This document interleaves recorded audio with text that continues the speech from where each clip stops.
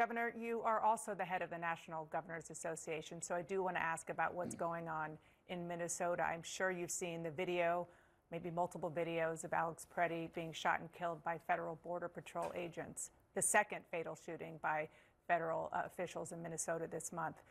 Governor Walz is demanding President Trump stop the crackdown there. Are you comfortable with what the Trump administration is doing in Minnesota? Well, first off, this is a real tragedy. And I think the death of Americans, what we're seeing on TV, it's causing deep concerns over federal tactics and accountability. Americans don't like what they're seeing right now. But I want to step back for just a second, because President Trump was elected to fix immigration issues.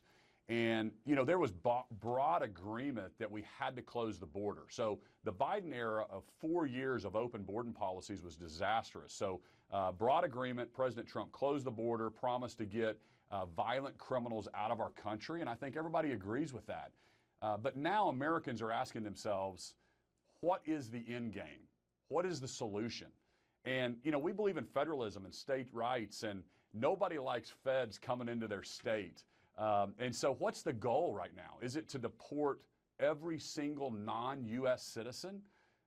I don't think that's what Americans want. We have to stop politicizing this. We need real solutions on immigration reform. And I believe that I've got a great solution, that we should give the states the authority to do workforce permits, right? So are you saying that they should pull out of Minnesota?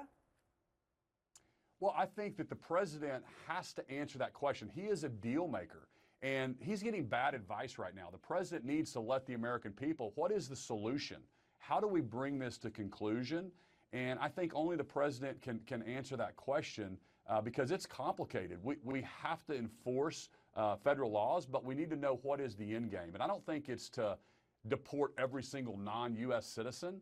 I think we need employers and employees. If you're not on welfare or government assistance or Medicaid, we need to allow an employer to match up with that workforce. Maybe charge that employer $5,000 that can pay down the national debt and to incentivize them to hire Americans. But if they need that labor, we're overcomplicating this. Other countries have figured this out. Don't give them U.S. citizenship.